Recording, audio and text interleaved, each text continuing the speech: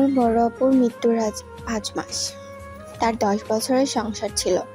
২টি ছেলে মেয়ে রেখে আপু মারা যায়। বড় ছেলের বয়স ৫ বছর আর ছোট মেয়েটার ২০ মাস। দুলাভাই চট্টগ্রামের একটি কলেজের শিক্ষক, বয়স ৪৫।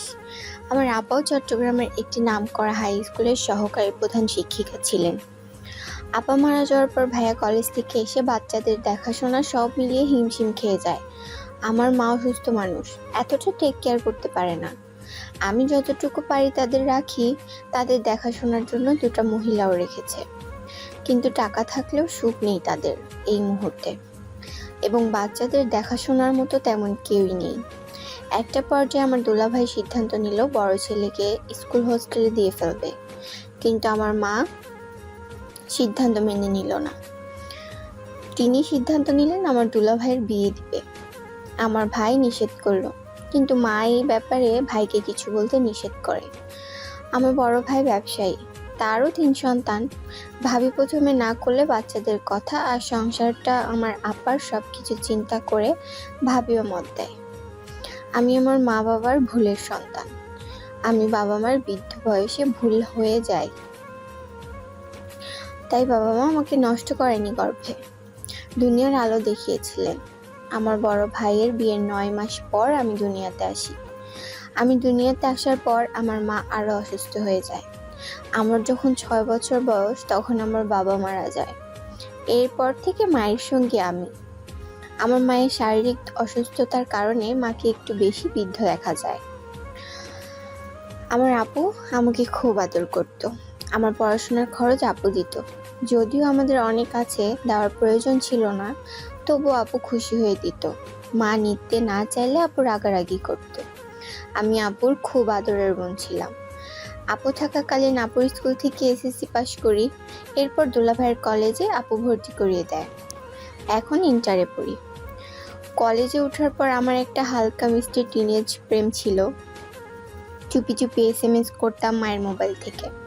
প্রাইভেট পড়তে যাওয়ার সময় সেও আমাকে পিছন পিছন যেত। আমাদের হালকা চুপচাপ একটি প্রণয় ছিল, কিন্তু দুলাভাইয়ের সাথে আমার বিয়ের কথায় আমি যেন ভড়কে গেলাম। কি বলে সব?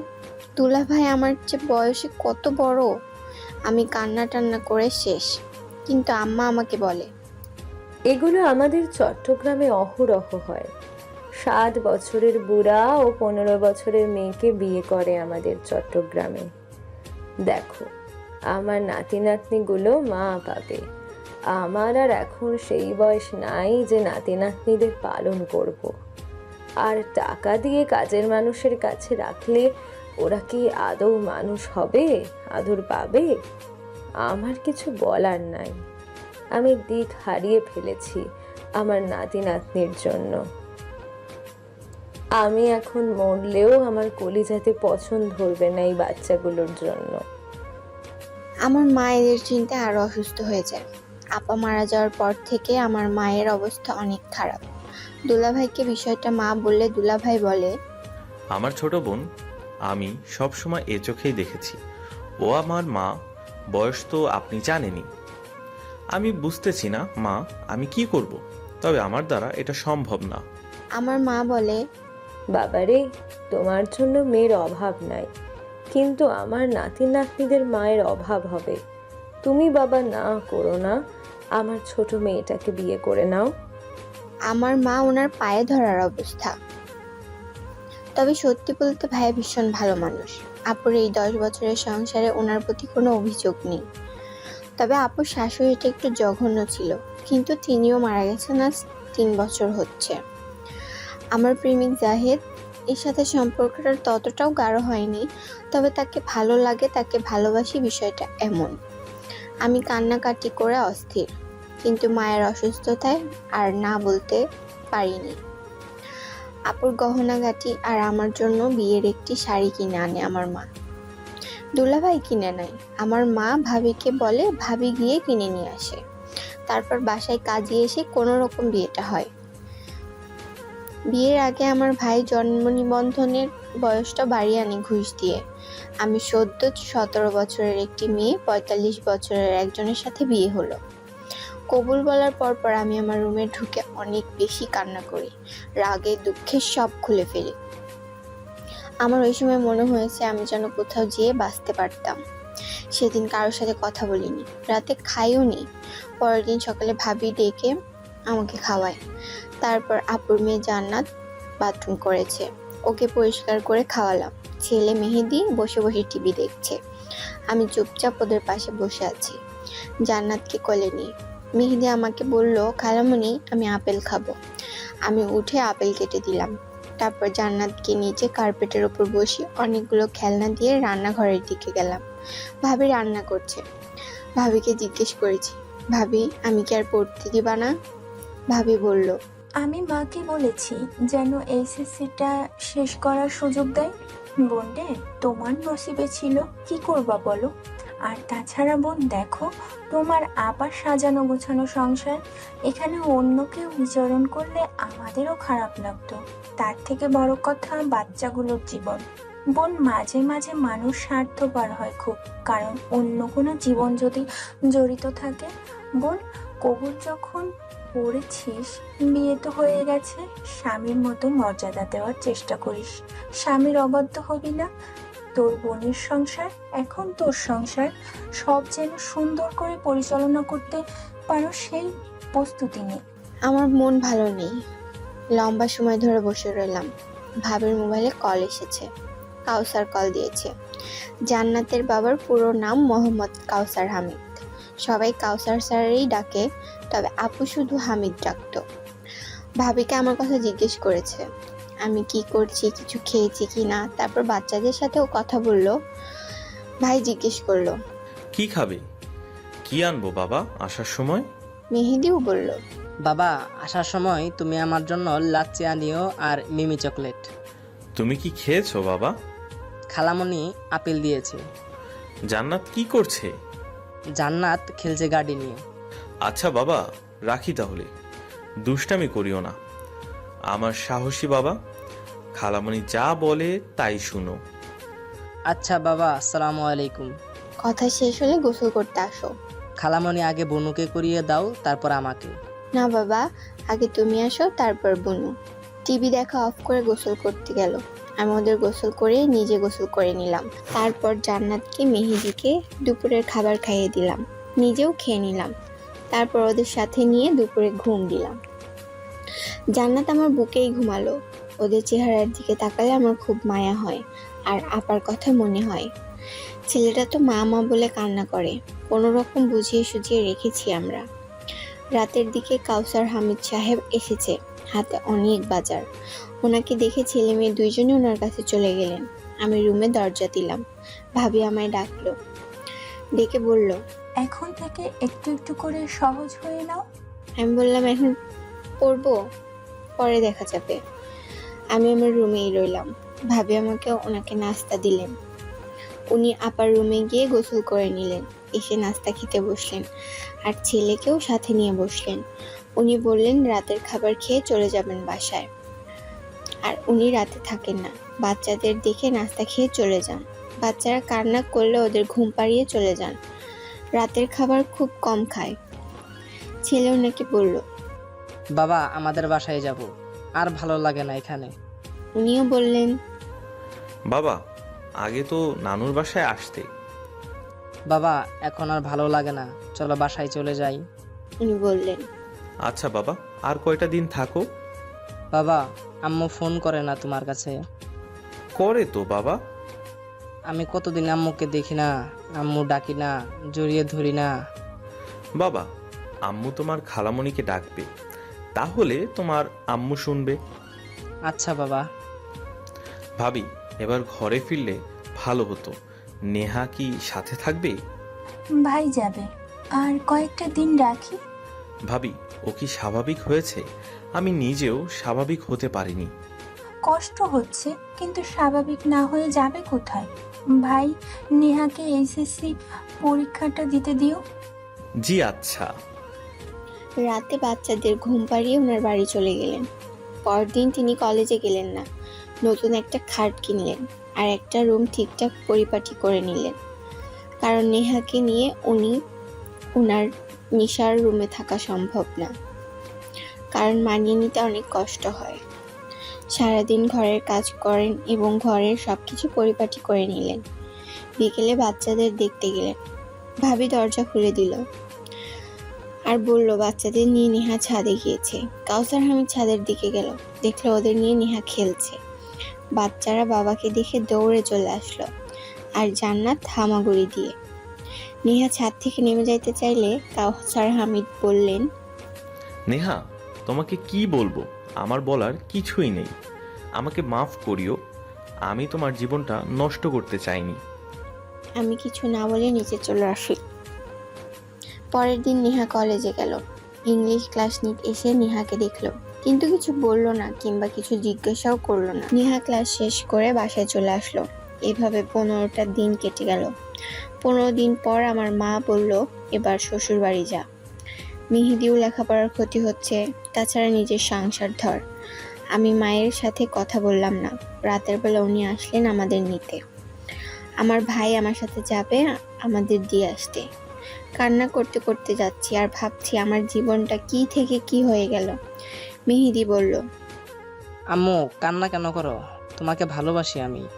তাদের একতলা ঘরের সামনে দাঁড়ালাম। বাড়িটা আপু আর দুলা ভাই দুইজনের টাকা দিয়ে ডেকোরেশন করা আর টাইলস করা। গাড়িটাও আপু আর দুলা ভাই দুইজন মিলে কিনেছে। তাদের কত সুখের সংসার ছিল। আর আজ আপু নেই, আপুর জায়গায় আমি। ঘরে গিয়ে জান্নাতকে শুইয়ে দিলাম। জান্নাত গাড়িতে ঘুমিয়ে গিয়েছিল। ভাই আমাদের দিয়ে চলে গেল। মেহেদি ওর বাবার সাথে ঘুমালো, আর আমি জান্নাতকে নিয়ে। সকালে জান্নাতের কান্নার শব্দে ঘুম ভেঙে গেল। জান্নাত বাথরুম করেছে, সেগুলো পরিষ্কার করে দিয়ে ওর জন্য দুধ গরম করতে গেলাম। দেখলাম উনি চা আর নুডলস রান্না করছেন। আমাকেও বলল, নেহা, উঠে গেছো? আমি জান্নাতের জন্য দুধ বানিয়ে ওকে খাওয়াতে লাগলাম। আমাকে উনি এক বাটি নুডলস দিয়ে বলল, খেয়ে নাও, আর কি কি বাজার লাগবে আমাকে বলে দিও, আসার সময় নিয়ে আসবো। মেহেদিকে ডেকে তুলে রেডি করিয়ে স্কুলে দিয়ে আসলো। আমাকে বলল, নেহা, ওকে স্কুল থেকে নিয়ে আসিও, আমি গেলাম। আমাকে বিয়ে করে বাসায় আনার পর থেকে সবাই দেখতে আসতো, বাচ্চাদের আদর করে যেত। আমাকে বলতো নিজের সন্তানের মতো মানুষ করবে। কাউসার হামিদের আত্মীয় স্বজন আছে, সবাই আসতো। আমি তাদের যতটা পারতাম মেহমানদারি করতাম। একা হাতে মেহমানদের জন্য রান্না করা, বাচ্চাদের দেখাশোনা হাঁপিয়ে যেতাম আমি। বাসায় যদিও সাহায্যকারী ছিল, তারপরেও আমার করতে হতো। উনি সারাদিন কলেজ করে এসে তারপর কলেজ ছেলে মেয়েদের প্রাইভেট পড়াতো। এরপর বাজার করতে যেত। বাসায় তেমন একটা কথা বলতেন না, গম্ভীর টাইপ থাকতেন, কারণ সারাদিন টিচারি করে কথা বলতে বলতে ছাত্রছাত্রীদের সাথে অনেক ক্লান্ত থাকতো। বেশিরভাগ শিক্ষক শিক্ষিকারাই নর্মাল লাইফে চুপচাপ থাকে বেশি, কারণ কর্মক্ষেত্রে সারাদিন ওনাদেরকে অনেক বেশি কথা বলতে হয়। ওনার সাথে আমার যান্ত্রিক জীবন হয়ে গিয়েছিল। রাত 7টায় বাসায় আসতেন, এরপর গোসল করে বাচ্চাদের সাথে একটু কথা বলে খেয়ে ঘুমিয়ে পড়তেন। প্রতিদিন বের হওয়ার সময় জিজ্ঞেস করতেন কি লাগবে না লাগবে, বাজার সদাই এটা সেটা। প্রতিদিন যাওয়ার সময় 100 টাকা করে টেবিলের উপরে রেখে যেতেন, কারণ মেহেদিকে স্কুল থেকে আনার সময় এটা সেটার বায়না ধরতো, এই জন্য। এভাবে কেটে যায় বিবাহের 15 দিন। মেহেদি বাসায় না থাকলে বাবুনিকে নিয়ে আমার সময় কেটে যেত। ও মা বলতো, বাবা বলতো, ওর সাথে খেলা করতাম। আমার মা, ভাই, ভাবি ফোন করতো, সবসময় খবরাখবর নিত। ভাইকে ফোন করে বলি, ভাইয়া আমি কলেজ যাব। আচ্ছা আমি কাউসারকে ফোন দিয়ে বলবো। ভালো থাকিস, এখন বিজি, পরে ফোন করব। রাতের বেলা উনি বাসায় আসলে ওনাকে গোসলের জন্য সব এগিয়ে দিই, তারপর নাস্তা দিই। নাস্তা খেতে খেতে উনি আমায় বলল, 2টা দিন অপেক্ষা করো, আমার ছোট ফুপু আসবে। উনি আসলে ওনার কাছে বাবুনিকে রেখে তারপর কলেজে যেও। আচ্ছা ঠিক আছে। আমি আর তেমন কিছু বললাম না, চুপচাপ রাতের খাবার খেয়ে বাবুনিকে নিয়ে শুয়ে পড়েছি। মেহেদি আজকে আমার সাথে শুয়েছে। মা, বাবুনিকে ভালো লাগে না, ও মাঝরাতে কান্না করে, আমার ঘুম ভেঙে যায়। ওকে বাইরে ফেলে দিয়ে আসো। কেন বাবা, বাবুনি এখনো ছোট, তুমিও ছোটবেলায় এমন কান্না করতে, তোমাকে তো আমরা ফেলে দিই নাই। আমি কান্না করতাম না। ঘুমাও, সকালে স্কুল আছে তোমার। আমার এমন জীবন আমি একটুও ভাবিনি। জীবনে কত স্বপ্ন, কত আশার সব শেষ। কারো ঘরের ঘরণী হব, হাসবো, ঘুরবো, দুষ্টামি করব, সারা দিন রাত গল্প করব, কিন্তু আমার সাথে এটা হলো কি? সকালে রুটি বানালাম আর 2টা ডিম সিদ্ধ করেছি। উনি উঠে নাস্তা খেলেন, আমাকে বললেন, তুমিও বসো। আপনি খেয়ে নিন। মেহেদিকে ডাকতে ডাকতে উঠছে না, আজও স্কুলে যাবে না। অনেক ডাকার পর উঠলো, কিন্তু উঠে কান্না শুরু করে দিল, স্কুলে যাবে না। আমি বললাম ঠিক আছে, যেতে হবে না। উনি নাস্তা খেয়ে রেডি হয়ে বেরিয়ে যাওয়ার সময় বললেন, আজকে ছোট ফুপু আসবেন, উনি মুরগির মাংস খায় না, ওনার জন্য সুরমা মাছ রান্না করে নিও। আচ্ছা। ছোট ফুপু আসলে বলবে না আমরা আলাদা ঘরে থাকি, এটা বলার দরকার নাই। আচ্ছা। আসি। আমি দরজা বন্ধ করে দিলাম। উনি চলে যাওয়ার পর একটি দীর্ঘশ্বাস ফেলে ছেলে মেয়েদের নিয়ে নাস্তা খাওয়া শুরু করেছি। ফ্রিজ থেকে মাছ মাংস নামিয়ে নর্মাল পানি দিয়ে ভিজিয়ে দিলাম। বাচ্চাদের টিভি চালিয়ে বসিয়ে দিলাম। সাহায্যকারী আসলো। উনি আসার পর তরকারি কুটিকাটি করে নিয়েছিল। রান্না বসালাম চুলায়। 12টার সময় ছোট ফুপু আসলো, সাথে ওনার ছেলে আর ছেলের বউ। সাধ্যমতো মেহমানদারি করে দুপুরের খাবার পর ওনারা ছোট ফুপুকে রেখে বিদায় নিলেন। অনেক জোর করেছি আজকের দিনটা রাখার জন্য। ছোট ফুপু দুপুরের ভাত খেয়ে ঘুম দিলেন। বাবুনিকে ঘুম পাড়ানোর চেষ্টা করছি, কিন্তু ঘুমাচ্ছে না। ওদের টিভি চালিয়ে দিলাম। আমি পাশে বসে বান্ধবীকে ফোন দিলাম, কারণ কলেজে যাব, পড়া অনেক পিছিয়ে গেছি। সব তথ্য জেনে নিয়েছি। সারা বিকেল ফুপুর সাথে গল্পগুজব করেছি। রাতের বেলায় উনি এসেছেন, এসেই ফুপুকে সালাম দিয়ে গোসলে গেলেন। গোসল করে এসে নাস্তা খেয়ে ফুপুর সাথে টুকিটাকি কথা বললেন। এরপর গেলেন একটা কাজে। আসলেন রাত 10টায়। রাতের খাবার খেয়ে সবাই ঘুমাতে যাবে। মেহেদি ফুপুর কাছে ঘুমাবে এমন বায়না ধরেছে। আমি দিতে চাইলাম না, কিন্তু ওখানে গিয়ে শুয়ে পড়েছে। উনি বললেন, আজ আমরা একসাথে থাকবো। উনি আমাদের রুমে গিয়ে বাবুনিকে নিয়ে শুয়ে পড়লেন। আমার যেতে ইচ্ছে করছে না। আমি অনেক সময় ধরে ড্রয়িং রুমে বসে টিভি দেখছি। রাত 2টা। ছোট ফুপু উঠে আমাকে দেখে চমকে গেলেন। জিজ্ঞেস করলেন, এখানে কেন বসে আছিস? কিছু লাগবে ফুপু? না, তাহাজ্জুদ পড়তে উঠেছি। যা রুমে যা, ঘুমা গিয়ে। আমি পা টিপে টিপে রুমে গেলাম। বাবুনিকে মাঝখানে রেখে আমি সাইডে শুয়ে পড়েছি। চোখ প্রায় লেগে গেছে। এমন সময় বাবুনির গায়ের উপর দিয়ে আমাকে জড়িয়ে ধরলেন। আমি আস্তে করে হাতটা সরিয়ে দিলাম। আমি আরেকটু সাইডে গিয়ে হয়ে ঘুমিয়ে পড়েছি। হঠাৎ ঘুম ভেঙে অনুভব করেছি আমার শরীরে কারো হাত। আমাকে উনি জড়িয়ে ধরেছেন। বাবুনি মাঝখানে নেই। ওনাকে বললাম আজ না। উনি কিছু শুনলেন না, আর শক্ত করে জড়িয়ে ধরলেন। উনি কিছু শুনলেন না। আস্তে আস্তে আমার শরীরের জামা কাপড় সরিয়ে নিলেন। সে রাতে ওনার সাথে আমার শারীরিক সম্পর্ক হলো। খুব ব্যথা পেয়েছি। শুধু এতটুকু মনে হয়েছে শারীরিক সম্পর্ক তো পশু পাখিরাও করে। এখানে কোনো ভালোবাসা খুঁজে পেলাম না আমি। ওনার শরীরে পুরো ভর আমার শরীরে দিয়ে গেলেন। আমার নিঃশ্বাস নিতেও কষ্ট হয়েছে। সেই শারীরিক সম্পর্কে তো কোনো চুমু ছিল না, কোনো আলাদা মায়া ছিল না। মাঝে মাঝে হঠাৎ হঠাৎ কুকুরদের শারীরিক সম্পর্কও চোখে পড়তো। আমাদের শারীরিক সম্পর্কটা এমন মনে হয়েছে আমার। সে রাতে ঘুম হয়নি আমার, শুধু আফসোস হয়েছে আমার জীবনের প্রতি। আজ অনেক দিন পর আমি কলেজ যাব। আজ খুব সকালে ঘুম থেকে উঠে বাসার যাবতীয় কাজ করে রেখেছি। বাবুনির জন্য রান্না করে টেবিলে রেখেছি, যেন ফুপু সব খুঁজে পেতে সাহায্য হয়।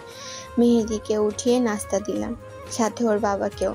অতঃপর ওরা রেডি হয়ে বেরিয়ে যায়। কাউসার হামিদ মেহেদিকে স্কুলে দিয়ে তারপর কলেজে যাবে। আমিও রেডি হয়ে নিলাম, তবে একা যাব কলেজে, ওনার সাথে না। যাওয়ার সময় টেবিলের ওপর উনি 200 টাকা রেখে যায় আমার কলেজে যাওয়ার জন্য। আমি টাকা নিয়ে বাবুনিকে একটু আদর করে বেরিয়ে পড়লাম। একটা রিক্সা নিয়ে কলেজের সামনে নেমে পড়ি। আশেপাশে আমার বান্ধবীদের খুঁজতে থাকি এবং কলেজের মাঠে ওদের দেখতে পাই। ওরা বসে আছে। আমাকে দেখে জিজ্ঞেস করে, নেহু, কেমন আছিস? ভালো আছি। আজ অনেক দিন পর কলেজে আসলি বান্ধবী। তোদের নোটগুলো আমাকে দিস। অনেক দিন আসি নাই, অনেক পিছিয়ে পড়েছি। নতুন সংসার কেমন চলছে নেহু?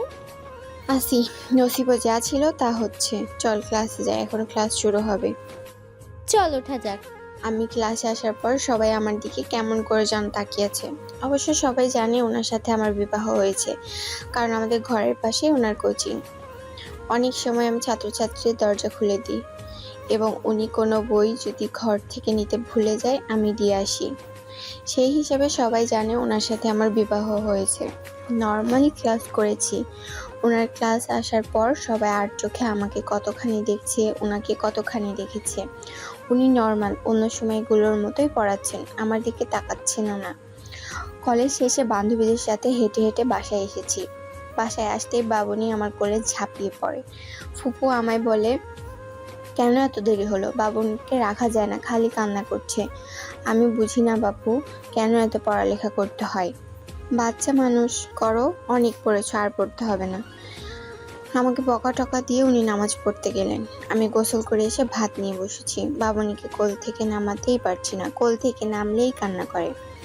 বাবুনিকে কোলে নিয়ে ভাত খেতে লাগলাম। ও ভাতগুলো হাত দিয়ে খাচ্ছে আর এমন এমন থাবা মারছে, পুরো টেবিল আর টেবিলের নিচে ভাত ছড়িয়ে ছিটিয়ে গেছে। দীর্ঘশ্বাস আসলো একটি। আগে কলেজ থেকে এসে শান্তিতে ভাত খেতাম। আমার মনে হলো মা হওয়া সত্যি ভীষণ কঠিন কাজ। বিকেলের দিকে মা আর ভাবি এসেছে, কোনো রকম খবর না দিয়েই চলে এসেছে। তারা আসার পর আমাকে জড়িয়ে ধরে, আমি তাদের জড়িয়ে ধরি না। কেমন আছিস মা? পুরা মানুষের সাথে একটা 17 বছরের মেয়ের বিয়ে দিলে যেমন থাকা যায় তেমন আছি। আমার ওপর রাগ করিস না মা, আমি সবার ভালো চেয়েছি। সবাই ভালো আছে। নেহু, তোর জন্য কি এনেছি দেখ, বিরিয়ানি রান্না করে এনেছি। খাবো এখন। আমি বিরিয়ানিগুলো টেবিলের উপর রেখে রান্নাঘরে নাস্তা বানাতে গেলাম। স্যুপ রান্না করেছি আর সমোচা ভেজে দিলাম। নাস্তা খাওয়া শেষ করে ভাবি আমাকে আলাদা করে জিজ্ঞেস করেছে, তোমাদের মধ্যে কি কিছু হয়েছে? জি হয়েছে। যাক, ভালো। শুনবে না কি হয়েছে? রাস্তাঘাটে কুকুররা যেভাবে শারীরিক সম্পর্ক করে ঠিক সেভাবে হয়েছে। প্রথম প্রথম এমন হয়, সময় দে দুজনে, তারপর সব ঠিক হয়ে যাবে। ঘুরতে যা দুজনে, কোথাও ঠিক হয়ে যাবে। জি, বাচ্চা দুটোর দিকে দিকে কাঁদবে আর আমি বুড়ো বয়সে এসব ও বেড়াবো, সময় নেই। 2 দিন পর ছেলের বউ আনতে হবে আমাকে। আর কথা না বাড়িয়ে রাতের রান্নার আয়োজন শুরু করি। ভাবি আমায় বলে, নেহু, তোর রাখতে হবে না, তুই যা, আমি রাখছি। আমি তখন স্টার জলসা আর জি বাংলার নাটক নিয়ে বসলাম। এই 2 চ্যানেলের নাটক আমার ভীষণ প্রিয়। ভাবি রান্না করছে আর মা বাচ্চাদের দেখছে। আমার মনটা হঠাৎ ভালো হয়ে গেল। নাটক দেখতে দেখতে ভাবি, ইস, আমার জীবনটা যদি এমন হতো। নাটকের রোমান্স আর প্রেম দেখে ইচ্ছে হয় এমন কারো প্রেমে পড়তাম, এমন কিছু আমার জীবনে ঘটুক। কিন্তু আদর তো তা হবার নয় আমার জীবনে।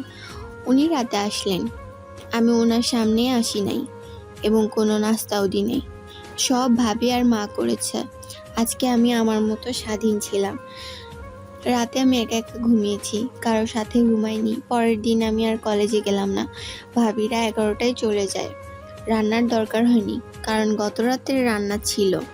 দুপুরে মেহেদিকে স্কুল থেকে আনতে যাই বাবুনিকে কোলে নিয়ে।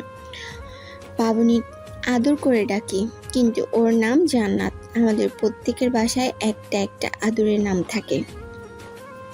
মেহেদির জন্য স্কুলের সামনে দাঁড়িয়ে থাকি। তখন ওর সহপাঠীদের কয়েকজনের মা আমার সাথে কথা বলতে আসে। ওরা আমাকে আগে থেকেই চেনে, কারণ আপুর বাসায় আসলে অনেক সময় মেহেদিকে স্কুল থেকে আমি নিয়ে আসতাম কিংবা আমি দিয়ে যেতাম। ওনারা আমার সাথে কৌশলাদি বিনিময় করে এবং আফসোস করে আমার আপুর মৃত্যুতে। আমাকে সান্ত্বনা দেয় আমি যেন সুন্দর মতো সংসার করি। কিছু সময় ওনাদের সাথে কথাবার্তা বলে আমি মেহেদিকে নিয়ে বাসায় চলে আসি। এসে ভাত খেয়ে ঘুমিয়ে থাকি বাচ্চাদের সাথে নিয়ে। বিকেলের দিকে উঠে মেহেদির টিচারের আসে, মেহেদিকে ডাক দিই পড়ার জন্য। টিচারকে নাস্তা দিই। উনি আসেন রাত 8টায়। এসেই গোসলে ঢুকেন। গোসল করে এসে আর খাবার খেলেন না, উনি বাহির থেকে খেয়ে এসেছেন। আমি টিভিতে সিরিয়াল দেখায় বিজি। উনি পাশে এসে বসে বললেন, পিল এনে দিব তোমাকে 1 পাতা, পিল খেয়ে নিও। আমি চুপচাপ ছিলাম, কোনো কথা বলি নাই। সে রাতে উনি কাছে আসতে চাইলেন। আমি না করা সত্ত্বেও উনি আমার ইচ্ছার বিরুদ্ধে আমার কাছে আসলেন। রাতটা আমার ভীষণ হতাশায় কাটলো। ভাবি সিরিয়ালের মতো কেন হয় না কাছাকাছি আসাগুলো, কেন থাকে না ভালোবাসা। সকালে আমাকে উনি বললেন পিল খেয়ে নাও। আমি পিল খেয়ে নিলাম। পিল খাওয়ার পর থেকে মাথা ঘোরায়, বমি ভাব হয়, আমার কেমন যেন লাগে, কিছু করতে ইচ্ছে করে না, সারাদিন শুয়ে থাকি, বাচ্চাদের টেক কেয়ারও করা হয় না। আমি যেন হাঁপিয়ে উঠেছি। কলেজ যেতাম, কোনো রকম আসতাম। 1 মাসের মধ্যে আমার ওজন বেড়ে যায়। সারাদিন মাথা ঘুরতো। ওনাকে বললে বলতো, তুমি সারাদিন শুয়ে বসে না থেকে বাইরে হাঁটতে তো পারো, তাহলে এমন লাগবে না। আমার তো হাঁটতে ইচ্ছে করে না, তাহলে আমি বাইরে কেন হাঁটতে যাব? ফ্যামিলির কোনো কথার মধ্যে ওনার সাথে আমার কথা মিলতো না। উনি আমাকে ইম্যাচিওর বলতেন। দিন যত যায় আরও দূরত্ব হয়ে যায় ওনার সাথে। আমি পিল খাওয়া বন্ধ করে দিই। এরপর মাথা ঘোরানোটা একদম কমে যায়। আমি টোটালি শারীরিক সম্পর্ক বন্ধ করে দিই এবং একটা পর্যায়ে উনি ওনার সাথে আমার হবে না। উনি কোনো কথা মনোযোগ দিয়ে শুনতেন না আর বলতেন আমি বেশি কথা বলি। একদিন তো আমায় বলেই ফেললেন আমি নিশি আপুর মতো না, আর নিশি আপুর মতো কখনো হতেও পারবো না। আমি চরম হতাশায় দিনকে দিন ব্যাধিক হারিয়ে ফেলি। বাচ্চাদের রেখে আমি আমার বাসায় চলে আসি। আমার ভাবিকে বলি যদি তোমরা কথা বাড়াও তাহলে আমি সুসাইড করব। ফাইনাল পরীক্ষার আর বেশি দেরি নেই। আমি চলে আসার পরের দিন ভাইয়া গিয়ে মেহেদিয়ার বাবনীকে নিয়ে আসে। আমি ওদের ভালোবাসি, এটা সত্যি, কিন্তু বিরক্ত হয়ে যাই সারাদিন ওদের পিছনে ছুটতে ছুটতে। আমি যেন ওদের থেকে একা থাকতে পারলেই বাঁচি। কলেজে যেতাম প্রতিদিন। আমি বান্ধবীর সহায়তায় আবার আগের লাইফে ফিরে আসি। আড্ডা, ক্লাস, ঘোরাঘুরি, কোচিং, হালকা কাজ, আনন্দেই থাকি। বিকেলে কোচিং শেষ করে 3 বান্ধবী মার্কেটে যাই, এটা সেটা খাই, আর বান্ধবীরা প্রেম করতে গেলে ওদের পাহারা দিই। 3টা মাস ওনার সাথে আমার কোনো ধরনের যোগাযোগ রাখিনি এবং উনিও বাসায় আসলে আমি লুকিয়ে লুকিয়ে থাকি। ফাইনাল পরীক্ষা শেষ হয়ে যায়, নানার বাড়ি বেড়াতে যাব। আমার কাজিনরা বারবার শুধু ফোন করে যাওয়ার জন্য। মেহেদি আর বাবুনিকে মা আর ভাবিই রাখে। নানুর বাড়ি যাওয়ার আগের দিন আমি আমার রুমে ঘুমিয়ে আছি। হঠাৎ মাঝরাতে কেউ আমাকে জড়িয়ে ধরে। ঘুম ভেঙে দেখি কাউসার হামিদ। উনি আমাকে বলে, কেন এমন করছো? কেন দূরে দূরে থাকছো? একটুও কি ভালো লাগা হয়নি আমার প্রতি? আমি ওনাকে বলি ছাড়েন, আপনার মুখে দুর্গন্ধ আমার সহ্য হচ্ছে না। উনি আমাকে ছাড়লেন না, উল্টো আমার গায়ের জামা কাপড় খোলা শুরু করলেন। উনি বললেন, আমি তোমার থেকে একটা বাচ্চা চাই। আমি বারবার বলি আমাকে ছাড়েন, আমার ভালো লাগছে না। ওনার জড়িয়ে ধরাতে আমার আরও ব্যথা পাচ্ছি গায়ে। আমি ওনাকে বলি আপনার সাথে আমি শারীরিক সম্পর্ক করতে আমার ইচ্ছা হয় না, ছাড়েন আমাকে। তুমি আমার বউ, আমি তোমাকে ছোঁয়ার অধিকার রাখি। আমি একটা বাচ্চা চাই। উনি আমার বুকে মুখ থুবড়ালেন। এবার আমি চিৎকার করে আম্মাকে ভাইয়াকে ডাকা শুরু করি, কান্না করে দিই। বাসার সবাই উঠে যায়। আমি কান্না করে ভাইয়াকে জড়িয়ে ধরে বলি ভাইয়া আমাকে মেরে ফেলেন, কিন্তু এই লোকের সাথে আমাকে আর রাইখেন না, আমি মরে যাব। ভাইয়া ভাবিকে বলে আমাকে ওনার সাথে রুমে নিয়ে যেতে আর আজ রাতটা আমার সাথেই থাকতে বলেন। ভাইয়ার কাছে কাউসার হামিদ ভীষণ ভালো মানুষ এবং আমার পরিবারের কাছেও উনি জামাই হিসেবে ভীষণ ভালো। ভাইয়া ওনাকে বলেন আমরা নেহাকে বুঝাবো, একটু ধৈর্য ধরেন। পরের দিন আমি নানির বাড়ি চলে আসি। নানার বাড়ি এসে আমি মহা খুশি। আমার কাজিনদের সাথে একসাথে ভাত খাওয়া, পুকুরে গোসল করা আর ফসলের ক্ষেতের আইলের মধ্যে হাঁটা। আমার জীবনের সব দুঃখ যেন ভুলেই গেলাম। কাজিনদের সাথে ঘুমানোর মজাই আলাদা। গভীর রাত পর্যন্ত শুধু গল্প আর গল্প। নানার বাড়িতে আসার 10 দিন পর আমার ভাবি আসে মেহেদিকে নিয়ে। ভাবি এখানে আসার পর ভাবিকে খুলে বলি, আর এটা বলি ভাবি বিয়ে যখন হয়ে গেছে তখন তো আর কিছু করার নেই। উনি সারাদিন বাইরে থেকে এসে অল্প কয়েকটা কথা বলে ঘুমিয়ে যান। আমি যদি কথা বলে নিজে থেকে তাহলে আমি নাকি বেশি কথা বলি। বাচ্চাদের নিয়ে খেললে এবং ওদের সাথে দুষ্টামি করলে বলে আমার সংসার এমন নাই, আমার কোনো কথার দাম নাই।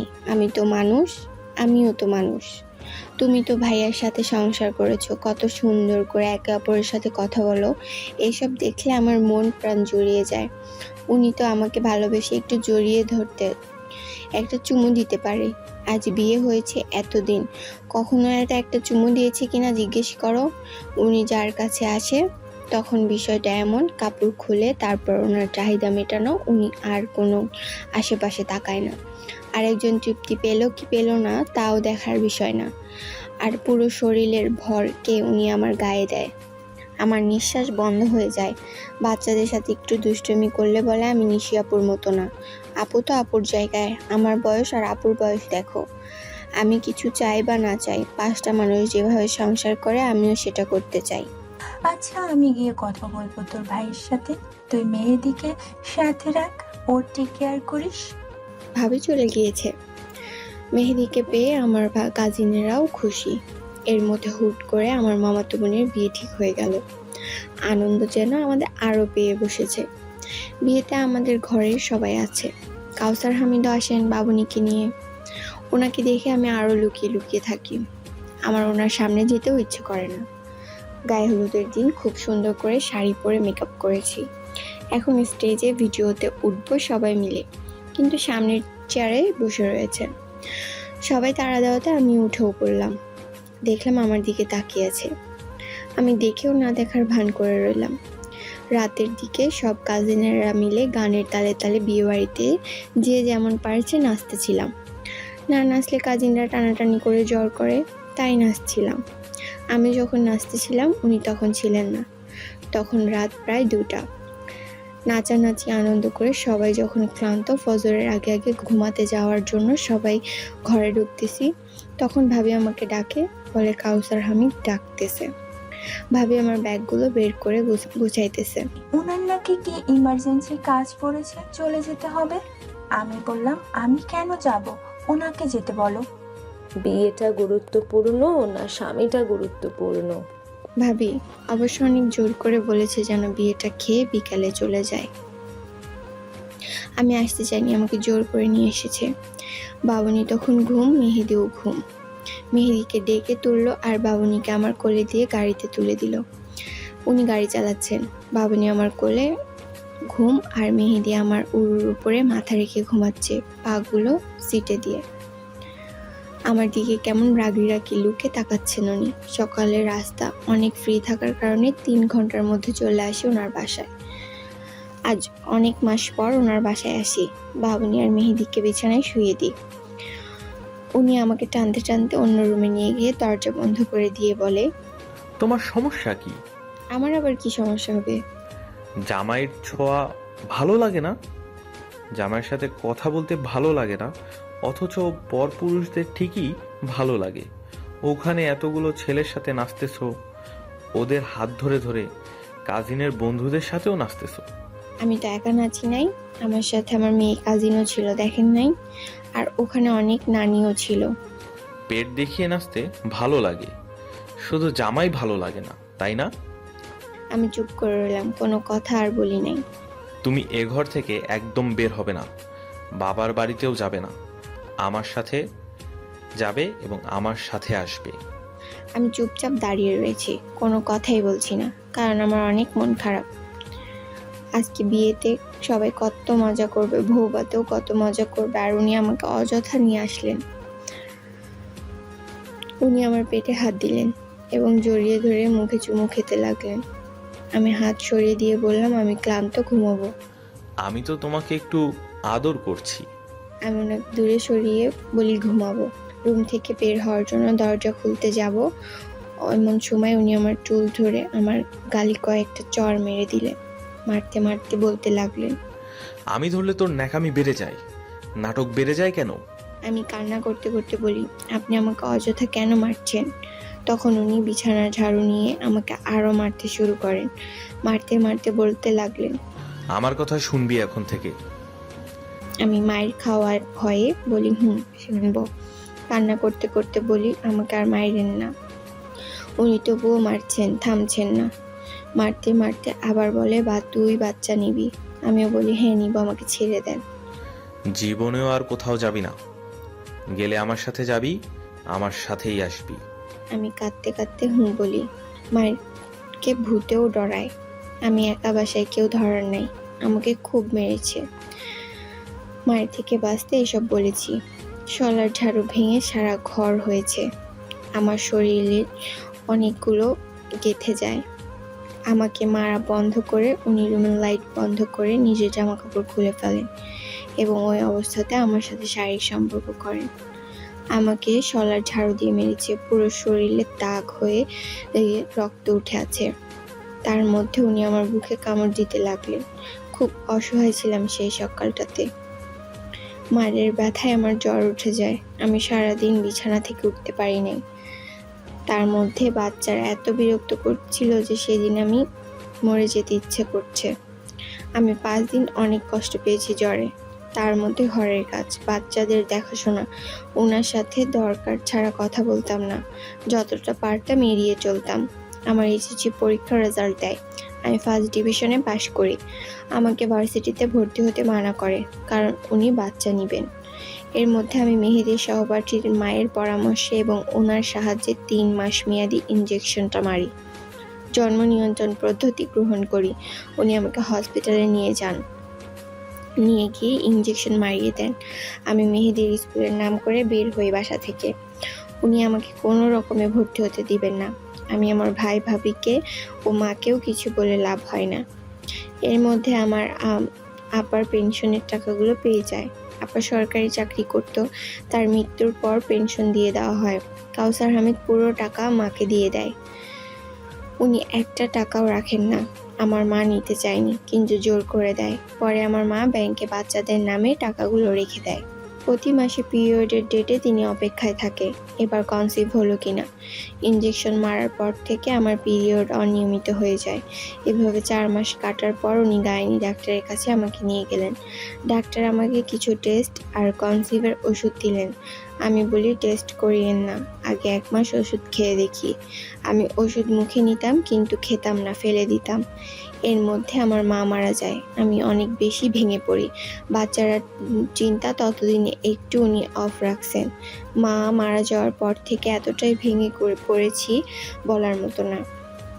ওখানে 15 দিন থাকার পর উনি আবার বাসায় নিয়ে আসেন। মা মারা যাওয়ার পর থেকে উনি আমাকে আর প্রেশার দেন না। আমি আমার নিজের মতো থাকি বাচ্চাদের নিয়ে, এবং আমি এই লাইফটা মেনে নিয়েছি।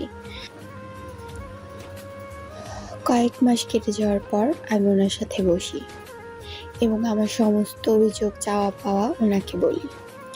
আমি শুধু এটাই বলি, বিয়ে যখন আপনার সাথে আমার হয়েছে, আপনি আমার স্বামী। আপনি ছাড়া দ্বিতীয় কাউকে আমার জীবনে ভাবার কোনো চেষ্টা বা ইচ্ছে নাই, কিংবা আমি আপনার থেকে ডিভোর্স নিয়ে দ্বিতীয় বিবাহ পসিবল না। তাহলে বাকি জীবন একসাথে যাবে, তাহলে আমাদের উচিত মিলেমিশে সুন্দর করে সংসার করা। আপনি পড়াতে চান নাই, আমি তাই আর ভর্তিও হইনি। আপনার ইচ্ছাটাকে প্রাধান্য দিয়েছি। আপনি যেভাবে চাইছেন সেভাবে সংসারটা সামলাচ্ছি। আমার সাথে একটু মিলেমিশে থাকুন।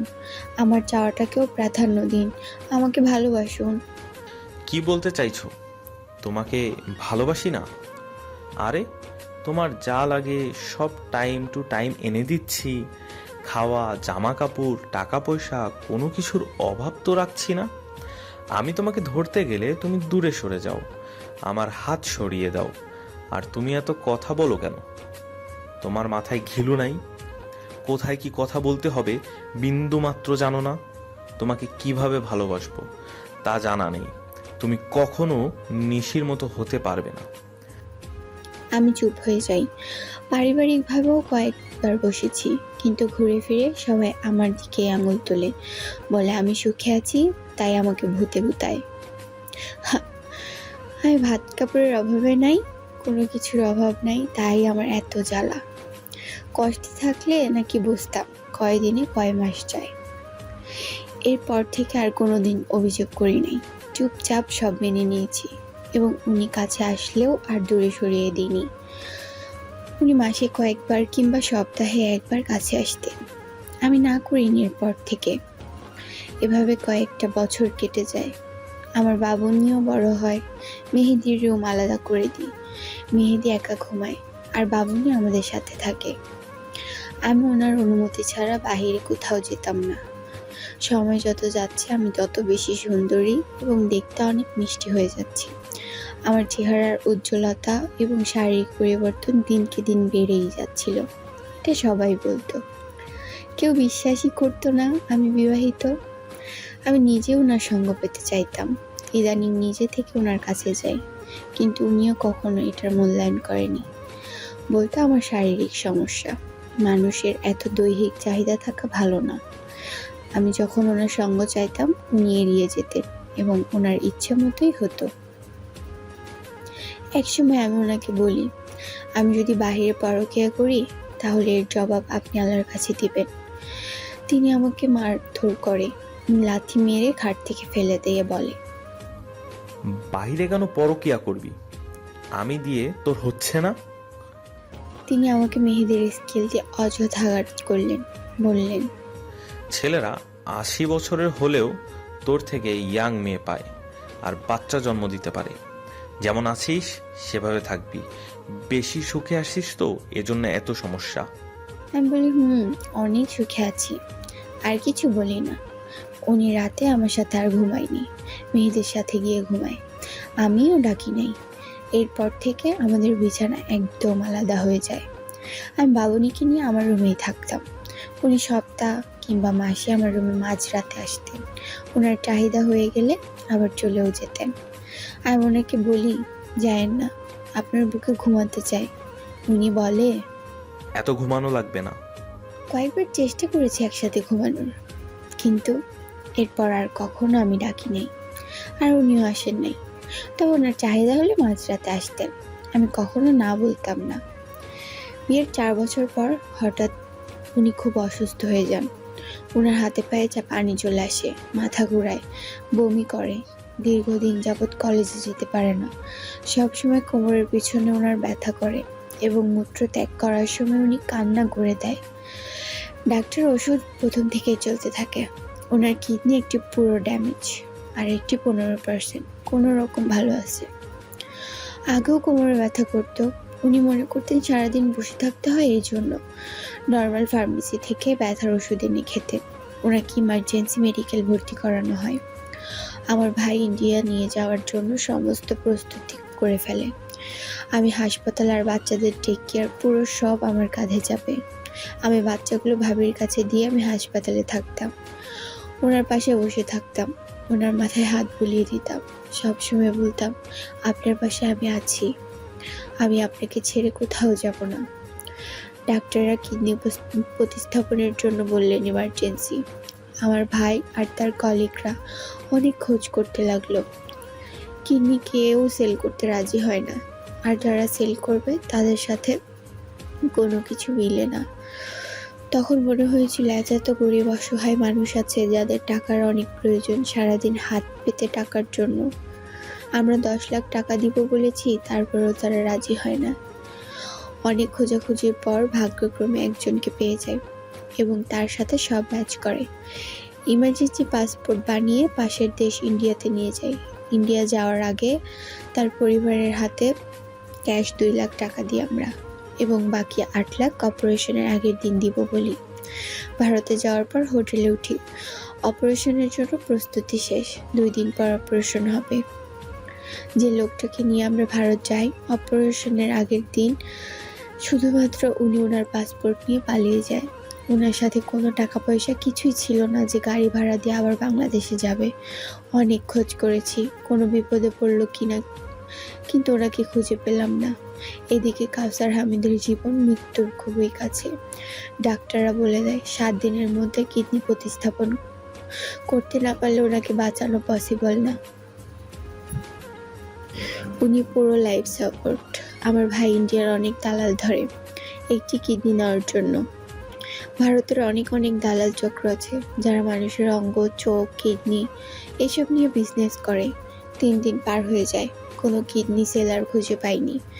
কিডনি সেলার পেলেও ম্যাচ হচ্ছে না। যার তার থেকে তো আর কিডনি নেওয়া যায় না যদি ম্যাচ না হয় সব কিছু। আর ওনার কষ্ট আমার সহ্য হচ্ছিল না। একটা কিডনি নিয়েও অনেক বাধা নিষেধ নিয়ন্ত্রিত জীবনযাপনের মাধ্যমে অনেক সুস্থভাবে বাঁচা যায়। এতদিনে এটা বুঝেছি মেডিকেলে থাকতে থাকতে। শেষ মুহূর্তে আমি বলি আমি কিডনি দেব। আমার সাথে সব মিলে যায়। আমি মেডিকেলে সব টেস্ট করাই এবং আল্লাহর অশেষ রহমতে সব মিলে যায় ওনার সাথে আমার। আমার ভাই সেদিনও নির্বাক ছিলেন। একটা টু শব্দও করেননি, শুধু জড়িয়ে ধরে কান্না করে বলেছিলেন, এক ভাইয়ের জন্য, দুইটা সন্তান পিতার জন্য আমি আমার বোনের জীবনটা নষ্ট করে দিলাম। কাউসার হামিদ কখনো আমার ভাইকে বউয়ের ভাইয়ের চোখে দেখেনি এবং আমার পরিবারও তাকে নিজের পরিবার মনে করে। কাউসার হামিদ আমার পরিবারের জন্য ভীষণ ভালো ছিল। অপারেশনের আগের মুহূর্তে আমার শুধু কান্না আসতো আর নামাজ পড়তাম, কিন্তু ওনার চেহারা আর কষ্ট দেখলে নিজের সব কষ্ট ভুলে যেতাম। অপারেশনের আগে উনি আমাকে বললেন, আমার কিছু হলে তুমি আমার 2 সন্তানকে আগলে রাখবে। বাংলাদেশ থেকে ভারত যাওয়ার আগে উনি ওনার 2 সন্তানকে আমার হাতে তুলে দিয়ে যায়। যদি অপারেশনের সময় ওনার কিছু হয়ে যায়, মৃত্যুর ভয় সবারই থাকে। কাউসার হামিদ এটা জানে ওনার সাথে আমার মনের মিল না হলেও আমি ওনার সন্তানদের ভীষণ ভালোবাসি এবং ওদের আজীবন আগলে রাখবো। অপারেশনের একদিন আগে থেকে আমরা একদম ভারী খাবার খাওয়া নিষেধ, শুধু লিকুইড জাতীয় খাবার খেতে দেয়। আমাকে ভর্তি করিয়ে নেয় এবং পুরো অবজারভেশনে রাখে একদিন আগে থেকে। আল্লাহর অশেষ রহমতে কিডনি উপস্থাপন ভালোভাবে হয়। আমার 5 ঘন্টা পর হুঁশ আসে অপারেশনের, আর ওনার একদিন পর। আমাকে 11 দিন হাসপাতালে ভর্তি থাকতে হয় এবং আমাকে নিয়ন্ত্রিত জীবনযাপন করতে বলে এবং আজীবনের জন্য কচুর শাক, কচুরলতি, কচু ও ফুলকপি, মূলা অনেক খাবার খেতে নিষেধ করে এবং এটাও বলে খেলেও খুব অল্প পরিমাণ, না খেতে পারলেই তোমার জন্য ভালো। অপারেশনের পর হাসপাতালে থাকাকালীন কাউসার হামিদের চোখে আমি আমার জন্য ভালোবাসা খুঁজে পেতাম। উনি বেডে শুয়ে আছে, অথচ উনি খাওয়ার সময় এটা সেটা খাইয়ে দিত। আমার চুলে লেয়ার কাট ছিল, ওনার হাতে স্যালাইন চলছে, অথচ অনেক সময় আমার চোখের সামনে আসা চুলগুলো উনি সরিয়ে দিতেন। ভারতে 3 মাস থাকার পর আমরা বাংলাদেশে আসি এবং 3 মাস পর আবার যেতে বলে। ভারতের ডাক্তার নার্সরা অনেক মানবিক এবং ওখানে চিকিৎসা ব্যবস্থা অনেক হাতের নাগালে। টেস্টের টাকাও অনেক কম লাগে। পালিয়ে যাওয়া লোকটা বর্ডার দিয়ে নাকি লুকিয়ে বাংলাদেশে এসেছে। কাউসার হামিদ ওনাদের থেকে 2 লাখ টাকা নিতে নিষেধ করে দেয়, আর টাকাটা নিতে চাইলেও আর নেওয়া যেত না, কারণ টাকাটা তাদের খরচ করে ফেলেছে আর দেওয়ার মতো সামর্থ্যও তাদের নেই। দেশে আসার পর আমার সংসারটা পান ফিরে পায়। উনি কলেজ যেতেন না, মেহেদি স্কুলে যেতেন।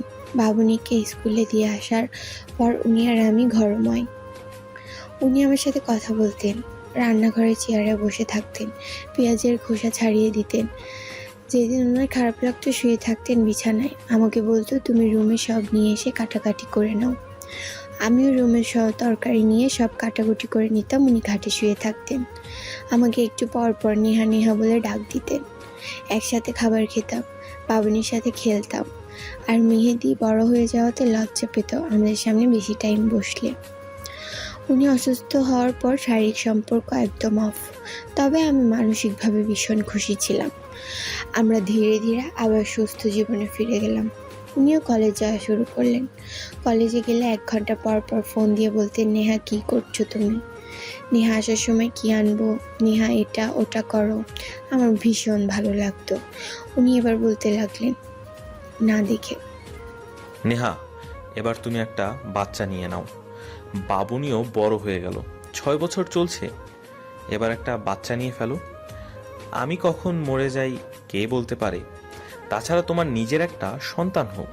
আজকাল দুনিয়ায় অনেক কঠিন, নিজের সন্তানরা দেখে না সেখানে কখনো যদি মেহেদি আর বাবুনি তোমাকে। আপনি এত চিন্তা করিয়েন না, দেখবেন না কেন, অবশ্যই দেখবেন।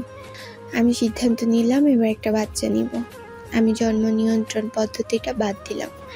একদিন উনি আমাকে বললেন, নেহা রেডি হয়ে নাও, একটু বাইরে যাব। কোথায় নিয়ে যাবেন আপনি? চলে গেলে দেখতে পাবে। অতঃপর ব্যাংকে নিয়ে গেলেন আমাকে, ওনার সাথে ওনার অ্যাকাউন্টে নমিনি করে দিলেন এবং এর কয়েকদিন পর ওনার বাড়িটা আমার নামে লিখে দিলেন। আমি বলি, বাড়ি লিখে কেন দিতেছেন? আমার তো কিছুর দরকার নাই। আমার এত সম্পদের উপর কোনো কালেই লোভ ছিল না, কারণ আমিও যথেষ্ট ধনী পরিবারের সন্তান। উনি হঠাৎ করে আবার অসুস্থ হয়ে গেলেন। নিয়মিত চেক আপে ছিলেন, তারপরেও হঠাৎ করে আবার পেইন শুরু হয় ওনার। পরে মেডিকেলে নিয়ে যায় এবং সেখানে টেস্টে আসে কিডনির অবস্থা ভালো না। আমার ভাই কোনো কিছু না ভেবে ইন্ডিয়া নিয়ে যায়, যে ডাক্তারের আন্ডারে অপারেশন হয় ওনার কাছে নিয়ে যায়। উনি আবার ইমার্জেন্সি ভর্তি করিয়ে দেয় এবং ডায়ালাইসিস আবার শুরু হয়। উনি একদম ভেঙে পড়ে। আমি সবসময় ওনাকে সাহস দিই, বলি আপনি ভেঙে পড়বেন না, দরকার হলে আমার বাকি একটা কিডনিও আমি আপনাকে দিয়ে দিব। উনি বলে, নেহা এমন বলো না। মেডিকেলে থাকা অবস্থায় প্রায় রাতে উনি ঘুম থেকে ধরফর করে উঠে যেতেন আর বলতেন, নেহা আমাকে নিশি ডাকতে নিতে এসেছে। আমি এমন স্বপ্ন দেখলাম। আমি বললাম এমন কিছু হবে না, আমি ভাবিকে ফোন করে বলি কিছু দান সৎকা করে দিতে। মেডিকেলে ভর্তি হওয়ার পর থেকে উনি শুধু আপুকে, ওনার মাকে, বাবাকে স্বপ্ন দেখতেন আর বলতেন, নেহা আমি মনে হয় আর বাঁচবো না, আমার কিছু হলে বাচ্চাদের দেখবে তুমি। আমি সব সময় বলতাম কিছু হবে না আপনার। মেডিকেলে থাকা অবস্থায় উনি 2013 সালের 8ই জুন সকালে আমাকে বললেন, নেহাকে একটা বাচ্চা তো হলো না। আমি বলি আপনি সুস্থ হন, ইনশাল্লাহ হবে। উনি তেমন নাস্তাও খেলেন না। নার্স বকাবকি করলেন, কেন নাস্তা খেলেন না, ওনার শরীর অনেকটা দুর্বল। আমার হাত ধরে বলে, নেহা তুমি একটু সামনে আসো, তোমাকে কয়েকটা চুমু দিই। এটা উনি প্রায় করতেন, আমাকে চুমু দিতেন। আমি মুখটা সামনে নিই, উনি আমাকে চুমু দিলেন কপালে, গালে। এরপর দুপুরের দিকে উনি ঘুমিয়ে যান। আমি হোটেলে গিয়ে গোসল করে নামাজ শেষ করে ভাইয়ের সাথে একটা ভাতের হোটেলে গিয়ে ভাত খেলাম। ভাত খেয়ে আস্তে আস্তে হেঁটে আসছি, তখন হসপিটাল থেকে ফোন করে ইমার্জেন্সি যেতে। আমরা কাছাকাছি ছিলাম, দৌড়ে যাই। আমি 2টার দিকে যাই মেডিকেল থেকে। আজকে কিছুটা সুস্থ ছিলেন তিনি। হঠাৎ কি হলো, ওনাকে লাইফ সাপোর্ট দেওয়া হয়। লাইফ সাপোর্ট আধা ঘন্টার পর উনি ব্রেন ডেড করেন। 2013 সালের 8ই জুন আমি বিধবা হয়ে যাই। আমার 5.5 বছরের সংসার ছিল। ওনাকে ধরে বারবার বলতেছিলাম, উঠে যান, আমি আপনাকে অনেক ভালোবাসি। আমার ভাই মেডিকেলের ঝামেলা নিয়ে বিজি। বিদেশ থেকে দেশে লাশ আনা অনেক ঝামেলা। আমি নিথর হয়ে হাসপাতালের করিডোরে বসে আছি। আমার ভাই লাশ আনার জন্য দালাল ধরে। 4 দিন পর দালালের মাধ্যমে 1,10,000 টাকা ঘুষ দিয়ে বিমানে করে লাশ নিয়ে দেশে ফিরি। মেহেদি আর বাবুনিকে জড়িয়ে ধরে বলি, আমি তোমাদের বাবাকে ফিরিয়ে আনতে পারিনি। দেশে আনার পর ওনাকে দাফন দেওয়ার হয় ওনার পারিবারিক কবরস্থানে। আমি যে কি পরিমাণ ভালোবাসি সেটা যেন ওনার মৃত্যুর পর হাড়ে হাড়ে বুঝতে পারছি। কাউসার হামিদ আমাদের ছেড়ে চলে যায়। তিনি চলে যাওয়ার পর জীবন যেন অনেক কঠিন হয়ে গেল। ছোট ছোট 2টা বাচ্চা, আপুর আর ওনার, আমার কাছে আমানত রেখে গেলেন। উনি দুনিয়া ছেড়ে যাওয়ার 40 দিনও হয়নি, এর মধ্যে ওনার পরিবার সম্পদ নিয়ে ঠেলাঠেলি শুরু করে দেয়। ওনার বোনেরা বাবুনি আর মেহেদির দায়িত্ব নেওয়ার জন্য পাগল হয়ে যায়, কারণ ওনার পেনশনের মোটা অঙ্কের একটা টাকা পাওয়া যাবে এবং সম্পদের ভাগ দেওয়া থেকে বেঁচে যাবে। আমার ইদ্যত পালন ও শেষ হয়নি, তার মধ্যে ওনারা এসব শুরু করেছেন। আমাকে বলতো, তুমি অল্প বয়সী একটা মেয়ে, তোমার বয়সই বা কত, সমবয়সী কাউকে দেখে এখনো বিয়ে হয়নি, তবে তার চেয়ে তুমি নিজের জীবন গুছিয়ে নাও। ইদ্যত পালনের আগে ওনার ফ্যামিলির সবাই আমাকে বিয়ে নিয়ে পড়েছে। উনি মারা যাওয়ার পর ওনার বোনও বলল, ওনার বোন থেকে নাকি উনি 5 লাখ টাকা নিয়েছে, আর ওনার ফুপুর ছেলে থেকে 2 লাখ, এরকম করে প্রায় 21 লাখ টাকার হিসাব আমাকে দেয়। ঘরোয়া বৈঠকও হয়। তখন আমার ভাই বলে, এত টাকা নিয়েছে, আমাদের তো কোনোদিন কিছু বলে নাই এবং সে ধার করার মতো মানুষও নয়, কিন্তু ওনারা তো আমাদের থেকে নিয়েছে, এখন ফেরত দিবেন, কথা শেষ। আপনাদের কাছে কোনো প্রমাণ আছে? আমাদের ছেলে আমাদের থেকে টাকা নিয়েছে, এটার আবার প্রমাণ কেন রাখবো? তোমরা টাকা দিতে না পারলে সম্পদ দিয়ে দাও। আপনাদের থেকে টাকা নিয়েছে, তাহলে দাফন করার সময় খাটিয়া ধরে রাখেন নাই কেন? আমরা তো এত অমানবিক না। আমার ভাইয়ের সাথে তারা রীতিমতো ঝগড়া শুরু করে দেয়। তখন আমার ভাই বলে উনি মৃত্যুর আগেও বলেছেন উনি কোনো ধরনের টাকা কারো কাছ থেকে নেননি এবং আমাদের বলেও যাননি। ওনারা বললেন কাউসার হামিদ তোমাদের থেকে গোপন রাখতে বলেছে, তাই গোপন রেখেছি। এটা নিয়ে ওরা অনেক বেশি ঝামেলা করে এবং ওনার রাস্তার পাশের জায়গাগুলোতে ওনারা দোকান বেঁধে ফেলে। আমি ভাইকে বলি ভাই আর ঝামেলা করে না, এইসব এসব এখন ইচ্ছে করছে না, ইজ্জতটা একটু ভালোভাবে পালন করি, তারপর দেখা যাবে। গ্রাম থেকে আমার একটা খালা আর খালাতো ভাই আসে আমাদের সাথে থাকার জন্য। খালাতো ভাইয়ের বয়স 16। সে মেহেদি বাবুনিকে স্কুল থেকে নিয়ে আসতো এবং মাঝে মাঝে আমার খালা বাজার করে আনতো। বেশিরভাগ বাজার আমার ভাই করে দিত। আমাকে ওনার শূন্যতা অনেক পোড়াতো। শেষের একটা বছর ওনাকে আমি ভীষণ ভালোবেসে ফেলেছি। আবার নিজেকে এটা বলে সান্ত্বনা দিতাম আমার আব্বুর কাছে আছে, আল্লাহ তাদের জান্নাত দিয়েছে, জান্নাতে তারা শান্তিতে আছে। কিন্তু আমারও তো স্বামী হয়, আমি কার সাথে থাকবো জান্নাতে? এটা বলেও কান্না আসে। আমি কখনো নামাজে দাঁড়িয়ে ওনার সাথে জান্নাতে থাকার কথা আল্লাহকে বলিনি, কারণ আমার আব্বুর সাথে কে থাকবে? আব্বু যদি দেখে ছোট বোনের সাথে কাউসার হামিদ, ওনার ব্যবহৃত সব জিনিস ধরে ধরে দেখতাম, ওনাদের বাচ্চাদের জড়িয়ে ধরতাম। একদিন মেহেদি আমাকে জড়িয়ে ধরে বলে, আম্মু, তুমি কি আবার বিয়ে করে ফেলবে? আমাদের ছেড়ে চলে যাবে আমাদের রেখে? 11 বছর মেহেদির মাথায় কি এসেছে তা আমার জানা নেই। আমি বলি কেন বাবা, এমন কেন বলছো? সবাই বলে তোমার বিয়ে দিয়ে ফেলতে, তখন তো তুমি আমাদের ছেড়ে চলে যাবে। মা তুমি আমাদের ছেড়ে যাবে না, আমাকে ধরে বলো। আমি তখন মেহেদিকে জড়িয়ে ধরে বলি না বাবা, তোমাদের ছেড়ে আমি কোথাও যাব না। এর মধ্যে আমার ইদ্যত শেষ হয় এবং খালাতো ভাইরা গ্রামে চলে যায়।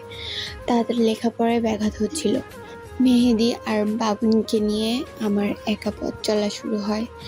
আমি তাদের মা, তাদের বাবা, তাদের স্কুলে দিয়ে আসা এবং নিয়ে আসা, রান্না বান্না, বাজার সব আমি করতে লাগলাম।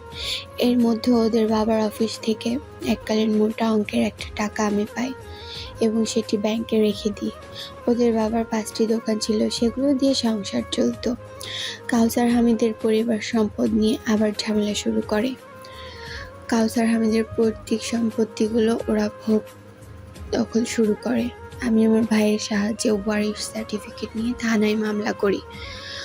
অনেক থানা মামলা বৈঠক শেষ করে সম্পত্তিগুলো আমার আয়ত্তেও নিয়ে আনি, তবে গ্রামেরগুলো ওনাদের আয়ত্তে থাকে। আমি আর ঝামেলা করিনি এবং ওনাদের সাথে যোগাযোগ বন্ধ করে দিই। জীবন চলছে জীবনের ন্যায়। জীবন থেকে অনেকগুলো বছর কেটে যায়। মেহেদির এসএসসি পরীক্ষার পর কলেজে ভর্তি করায়। তখন ওর বড় ফুপুর সাথে আবার সম্পর্ক ঠিক হয় এবং ওনার যাতায়াত বেড়ে যায় আমার বাসায়। ওনার কলিজা জোয়ালে সবসময় ভাইয়ের বাচ্চাগুলোর জন্য। ওর বড় ফুপুর যাতায়াত বেড়ে যাওয়ার পর ছোট ফুপুরও যাতায়াত বেড়ে যায়, বাসায় আসতো। আর আমার জন্য আফসোসের সীমা থাকতো না, আমার জন্য হাই হুতাশ করতো। ওনার আসলে আমি যথেষ্ট মেহমানদারি করতাম, তবে এত বেশি মিশতে চাইতাম না। ওনারা এলেই কিভাবে 2টা খাওয়ায় বিদায় করব সেই চিন্তায় থাকতাম। মেহেদি সেকেন্ড ইয়ারে ওঠার পর আমার কাছে একটা মোবাইলের আবদার করে। এখনকার যুগে ওর সব বয়সী সবাই মোবাইল ব্যবহার করে, আমি আর না করি নাই। ওরা একটা মোবাইল কিনে দিই। ওই মোবাইল কেনার পর থেকে শুরু হয় আমার ছেলে মহা বিজি। খেতে গেলে মোবাইল টিপে, একটু পর পর বাইরে যায়। বুঝলাম ছেলে মনে হয় কারো প্রেমে টিপে পড়েছে। ও ঘুমিয়ে থাকা অবস্থায় ওর মোবাইল আমি চেক করি। চেক দিয়ে দেখি ওর বড় ফুপুর মেয়ের সাথে ওর প্রেম আলাপ এবং সম্পর্ক বহু দূরে এগিয়ে গিয়েছে। চ্যাটিংয়ে দেখলাম বাচ্চার নাম পর্যন্ত ঠিক করে ফেলেছে। আমার মাথায় হাত। আমার কাছে মেহেদি তখনও পিচ্ছি। আমি যথারীতি ওর বন্ধু বান্ধব সহপাঠীদের থেকে খবর নিই এবং ওরা প্রায় সময় দেখা করতে ঘুরতে যেত। আমি মেহেদিকে বোঝাই এবং বলি বাবা, তোমার এখন ভালো লাগার বয়স, তাই বলে ওর সাথে। বাবারে, তোমাদের বাবা নেই, মা নেই, আমি তোমাদের সব। আমি চাই তোমরা ভালো থাকো। বাবা, একটা বয়সে গিয়ে, একটা জীবনে গিয়ে তারপরে সব করো। আর তোমরা এই বয়সে বন্ধু বান্ধব থাকতেই পারে। বাবা, তুমি তোমার বড় ফুপুর মেয়ের সাথে এতটুকু সম্পর্কে যাওয়াতে আমি অনেক কষ্ট পেয়েছি। ওরা তোমাদের ক্ষতি চায়, এবং তুমি তো জানো কিভাবে তোমার বাবার সম্পদ ওরা নিয়ে ফেলতে চায়। মেহেদি আমায় বলে, আমি আর ওর সাথে কথা বলবো না। আমি বিষয়টা বিশ্বাস করি এবং তাকে অবজারভেশনে রাখি। তার বড় ফুপুর বাসায় আসা একদম বন্ধ করে দিই, কিন্তু যথারীতি ও ঠিকই আবার সম্পর্ক রেখেছে। আমি ওর মোবাইল চেক দিয়ে বুঝি ওর চ্যাটিংগুলো ডিলিট করে দেয়। ও ঘুমন্ত অবস্থায় ওর মোবাইল চেক দিই। ওর কয়েকদিন পর মোবাইলের লকটা আইলক করে দেয়।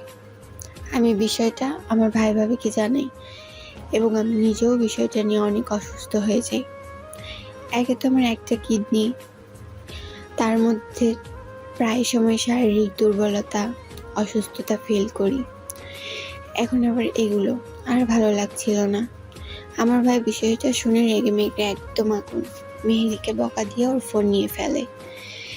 এরপর থেকে আমরা কয়েকদিন ভীষণ ভালো ছিলাম, কিন্তু এরপর খেয়াল করলাম প্রায় সময় ওর রুমের দরজা বন্ধ রাখে এবং বাহির থেকে অনেক দেরিতে আসে। 2 মাস পর আমি ওর বইয়ের ভিতরে আইফোন দেখতে পাই, তার নতুন ভার্সন। আমি ওর সহপাঠীদের মাধ্যমে জানতে পারি ওর বড় ফুপু প্রায় সময় ওর কলেজে আসে এবং সে মোবাইল মার্কেটে নিয়ে গিয়ে 1,18,000 টাকা দিয়ে ফোন কিনে দেয়। এর মধ্যে ওর এইচএসসি পরীক্ষা শেষ। আমার ভাইকে আবার বিষয়টা বলি এবং আমার ভাই রেগে গিয়ে ওরে কয়েকটা চড় দেয়, মোবাইলটা ভেঙে ফেলে। আমার চোখের পানি ভাত মানে না, কারণ মেহেদি এমন করবে আমার কল্পনাই ছিল না। তখন মেহেদিকে আমি বারবার অনুরোধ করি, বারবার এমন করিও না, তুমি একটা বয়সে একটা পজিশনে যাও, আমি নিজে তোমাকে তোমার পছন্দের মেয়েকে বিয়ে করাবো। মেহেদি আর কিছু বলে না এবং কয়েকদিন ঠিক ছিল। করোনার সময় ঘরে ছিল। আমার চোখের ছিল কয়েক মাস। করোনার সময় ঘরে ছিল, আমার চোখের সামনে ছিল কয়েক মাস। একদিন আমাকে বলে, মা, ঘরে থাকতে থাকতে বিরক্ত হয়ে যাচ্ছি, বন্ধুদের সাথে একটু ঘুরে আসি, সন্ধ্যার আগে বাসায় চলে আসবো। ও দুপুর 11টায় ঘর থেকে বের হয়। আমি নর্মালি ওরা আর কিছু বলি নাই। আমি মনে করেছি ও বন্ধুদের সাথে যাবে। সারাদিন যায়, সন্ধ্যার সময় যায়, বাসায় আসে না।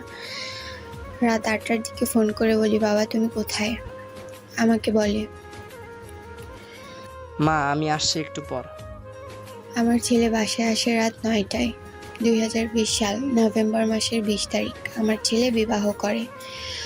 2 দিন পর আমার শ্বশুরবাড়ির এক রিলেটিভ আমাকে ফোন করে মেহেদির অ্যানিকে বিবাহ করেছে, কোর্ট ম্যারেজ। অ্যানি আমার ছেলের 1 বছরের ছোট ছিল। আমার মাথায় আকাশ ভেঙে পড়ে। কি বলে ও? সেদিন আবার মেহেদি গাড়ি গ্যারেজে নিয়ে যাবে বলে ঘর থেকে বের করে। সারাদিন যায়, রাত যায়, মেহেদি আসে না। আমি আর বাবুনি টেনশনে শেষ। পরের দিন বাবুনিকে দিয়ে ওর বড় ফুপুর কাছে ফোন করালে বাবুনিকে বলে মেহেদি ওদের বাসায় বউয়ের কাছে আসছে। একটু পর ওরা বের হয়, গাড়ি ওদের বাসায় আছে। বউ নিয়ে প্রথম বের হবে, গাড়ি না আনলে হয়? সেদিন আমার ফিল হয়েছে আপুর সংসারটা আর আমি ধরে রাখতে পারলাম না। বাবুনি আমার ভাই ভাবিকে কল দেয়, ওরা আসে। আমি অনেক অসুস্থ হয়ে যাই, আমাকে মেডিকেল নিয়ে যায়, স্যালাইন দেওয়া হয়। আমার ভাই মেহেদিকে কল দেয়, মেহেদির নাম্বার অফ করে দেয়। এইচএসসির পর মেহেদি আর পড়েনি। আমরা কেউ আর মেহেদিকে বোঝাতে সক্ষম হয়নি। 2021 সাল মেহেদি আসে। প্রায় কয়েক মাস পর আমার ছেলেকে দেখি। মেহেদি এসে আমার কাছে ওর বাবার আর মায়ের টাকার ভাগ চায়, সেগুলো ব্যাংকে ছিল। বাবুনি তখন ওর বাবার গাড়ির কথা বলে, তখন বাবুনিকে মারতে ওঠে। পরে বাবুনি আমার ভাইকে ফোন দেয়, আমার ভাই আসতে পারে না, বিজি ছিল। তখন আমি মেহেদিকে বলি, তুমি তোমার মুরব্বি ও 10 জন নিয়ে আসিও আর এলাকার কমিশনার অফিসে এসে বসো, সব হবে। সেদিন ওর রুমের ওর প্রয়োজনীয় জিনিসপত্র নিয়েও আবার চলে যায়। 1 মাস পর আমার ছেলে মেহেদি আমার জন্য কমিশনার অফিসে বৈঠক ডাকে। আমি যাই এবং সমস্ত ব্যাংকের এবং সমস্ত কিছুর হিসাব এবং টাকা পয়সা নিয়ে তারপর কমিশনার সব ভাগ করে দেয়। কিন্তু বাবুনির ভাগটাও চাই এবং বাবুনিকে ওর সাথে নিয়ে যেতে চায়। তখন বাবুনি নিজেই বলে ও যাবে না ওর সাথে। মেহেদির শাশুড়ি বলে বাবুনি ভাগের টাকাগুলো যেন মেহেদির কাছে থাকে, আমি তো ওর আসল মা না, যদি ভেঙে ফেলি। মেহেদিও বাবুনিকে নিয়ে যেতে চায়। এর মধ্যে শুনি ওর বউ নাকি গর্ভবতী, বাড়ির ভাগও চায়, অথচ বাড়িটা আমার নামে। এবার আমি রেগে গিয়ে জুতাটা নিয়ে উঠিয়ে এবং মেহেদিকে সবার সামনে ঠাস ঠাস করে জুতা দিয়ে ইচ্ছে মতো মেরে বলি, চোর পোলা, তুই কাকে কি বলস? তোদের জন্য নিজের জীবন শেষ করলাম, একটা কিডনি পর্যন্ত তোর বাবারে দিয়ে দিলাম।